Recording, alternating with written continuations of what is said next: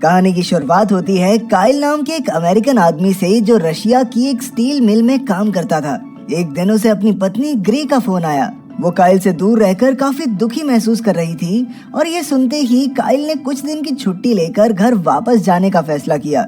उस शाम जब वो घर की ओर जा रहा था तो उसने अपनी पत्नी को फोन किया, लेकिन अचानक उसकी पत्नी जोर जोर से चिल्लाने लगी। असल में सर्जियो नाम का एक गुंडा ग्रे के घर में घुस आया था और वो उससे जबरदस्ती करने की कोशिश कर रहा था। अब काइल रॉकेट की स्पीड से गाड़ी चलाकर घर पहुंचा, लेकिन तब तक बहुत देर हो चुकी थी। जब काइल ने सोफे पर ग्रे की खून से सनी लाश देखी तो वो फूट फूट कर रोने लगा। तभी अचानक वो हमलावर पीछे से काइल की ओर बढ़ा। उसने एक ही पल में काइल के सर पर जोरदार वार किया और सड़क की ओर भाग निकला। अब काइल भी पूरी तेजी से उसके पीछे भागा और दोनों में भयंकर लड़ाई शुरू हो गई। लेकिन जल्द ही उन दोनों को पुलिस ने गिरफ्तार कर लिया और उन्हें कोर्ट के सामने पेश किया गया। पर सर्जियो ने तो जजेस को भी खरीद दिया था, इसलिए कोर्ट ने उसे निर्दोष घोषित कर दिया। लेकिन काइल अपनी बीवी के हत्यारे को यूं ही जाने नहीं दे सकता था, इसीलिए उसने वहां मौजूद एक पुलिस वाले की बंदूक चुराई और एक ही झटके में सर्जियो के सीने पर गोलियों की बौछार कर दी। उसने अपना बदला तो ले लिया, लेकिन खून के मामले में कोर्ट ने उसे उम्र कैद की सजा सुनाई। अब काइल को कई और कैदियों के साथ क्रवावी जेल में ले जाया गया, जहां का वार्डन था जनरल रूस्कोव। वहां पहुंचने पर उन सबको अपना सामान पुलिस के हवाले करना पड़ा, लेकिन काइल ने अपनी शादी की अंगूठी देने से इनकार कर दिया। इस पर लेफ्टिनेंट तौलिक ने उसकी खूब धुलाई की और आखिरकार उसकी अंगूठी छीन ली। रात को काइल ने देखा कि जेल के गार्ड्स बिली नाम के कैदी को कमरे में लेकर गए, जहां आंद्रे नाम के एक दूसरे कैदी ने उस पर जबरदस्ती करके उसका शोषण किया। असल में आंद्रे रशियन माफिया का एक नामी गुंडा था, इसीलिए गार्ड्स भी उसे कुछ नहीं कहते थे। फिर जब सुबह हुई तो गार्ड्स बिली को उस कमरे से बाहर ले आए और आंद्रे आराम से जाकर बाकी कैदियों की लाइन में लग गया, मानो उसने कोई गुनाह किया ही ना हो। तभी अचानक उसने काइल को भी बेइज्जत किया और फिर दोनों में हाथापाई शुरू हो गई। अंत में गार्ड्स ने काइल को एक सुनसान कमरे में बंद कर दिया, जहां चारों ओर से गंदी नालियां बह रही थी। वहां कुछ दिन बिताने के बाद काइल जिंदगी से तंग आ चुका था, लेकिन अचानक उसे वो हसीन पल याद आए जो उसने अपनी पत्नी के साथ गुजारे थे और एक बार फिर से उसमें जीने की इच्छा जाग उठी। कुछ दिन बाद काइल को एक दूसरे कमरे में भेजा गया, जहां उसे कैदी नंबर 451 के साथ रहना था। 451 अपने साथ रहने वाले पिछले 3 कैदियों को मार चुका था। काइल इस बात को सुनकर थोड़ा घबरा गया, लेकिन उसने कुछ कहा नहीं। फिर एक दिन काइल का साला उससे मिलने आया और उसने कहा भी कि आप चिंता मत करना, मैं आपको यहाँ से निकालने की पूरी कोशिश कर रहा हूँ। लेकिन तब तक के लिए उसने हिदायत दी कि गार्ड्स को थोड़ी रिश्वत दे दो ताकि आसानी से तुम्हें जीने दे यहाँ पर। खैर अगले दिन काइल की मुलाकात बिली से हुई और उसने कहा कि वो यहाँ 18 महीने की सजा काट रहा है। तभी वहाँ मैलेकाई नाम का एक कैदी आया जो व्हील चेयर पर था। उसने काइल को बताया कि कैसे यहाँ कई कैदियों ने अपनी गैंग्स बना रखी हैं और रशियन माफिया का भी इस जेल में काफी दबदबा है। खैर जैसे जैसे समय बीता काइल वहाँ की जिंदगी में ढल गया। एक रात उसने एक बुरा सपना देखा जिसमें सर्जियो उसकी पत्नी पर हमला कर रहा था और वो काफी तेज तेज सांसें लेने लगा। इससे कैदी 451 को बहुत गुस्सा आ गया और उसने गुस्से में काइल का गला ही दबा दिया। काइल घबरा गया और उसने अगले दिन गार्ड्स को रिश्वत देकर अपना कमरा बदलवाने की कोशिश की, लेकिन वो अमेरिकन था, इसीलिए गार्ड्स ने उससे और ज्यादा पैसे मांगे।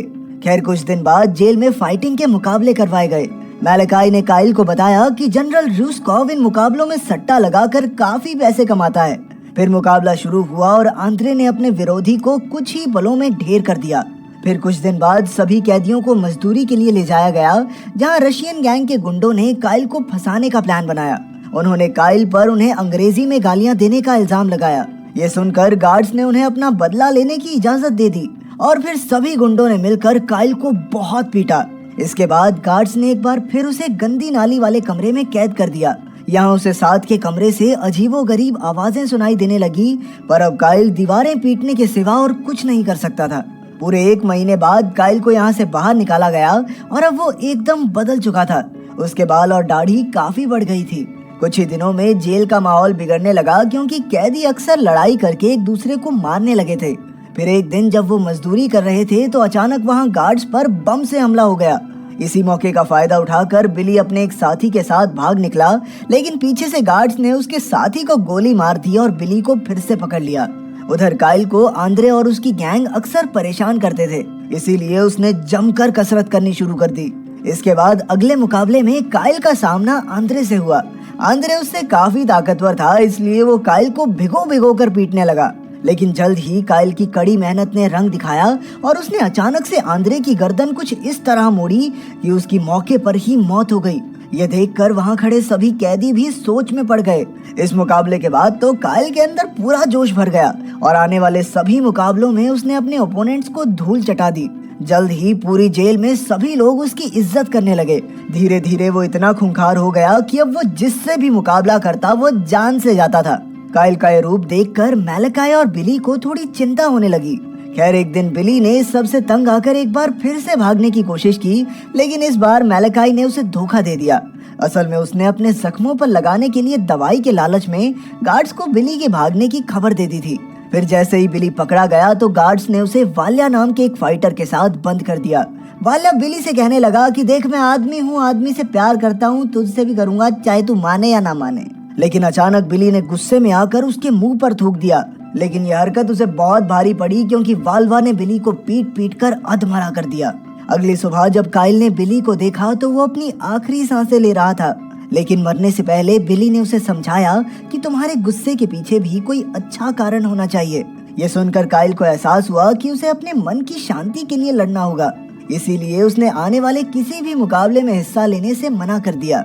इससे गार्ड्स और वार्डन को सट्टेबाजी में काफी नुकसान हुआ और सजा के तौर पर उन्होंने काइल को धूप में लटका दिया।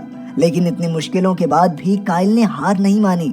वहीं दूसरी ओर जब कैदी नंबर 451 को खबर मिली कि मैलाकाई की गद्दारी की वजह से बिली की जान गई है, तो उसने बिली की मौत का बदला लेने के लिए मैलाकाई पर पेट्रोल छिड़क कर उसे जिंदा ही जला दिया।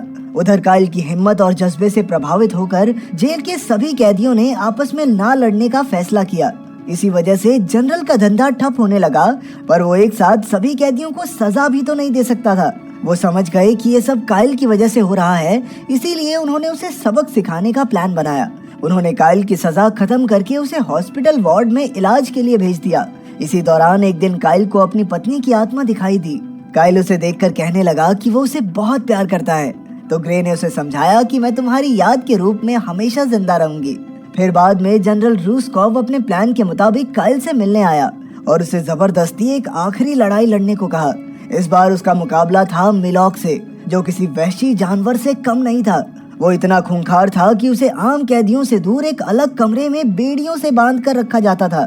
असल में मिलॉक वही कैदी था जिसकी आवाजें काइल ने उस सुनसान कमरे में सुनी थी। खैर फिर मुकाबला शुरू हुआ और मिलॉक ने काइल को पटक पटक कर उसका कीमा बना दिया। अब मिलॉक उसकी जान लेने ही वाला था कि काइल अचानक दरवाजा पीटने लगा। अब मिलॉक काइल को पहचान गया और उसने काइल को गले लगा लिया। असल में काइल इकलौता ऐसा आदमी था जिसने उस कमरे में कैद मिलॉक से बात करने की कोशिश की थी। लेकिन ये देखकर लेफ्टिनेंट तोलिक तिलमिला उठा और उसने दोनों को लड़ने के लिए कहा।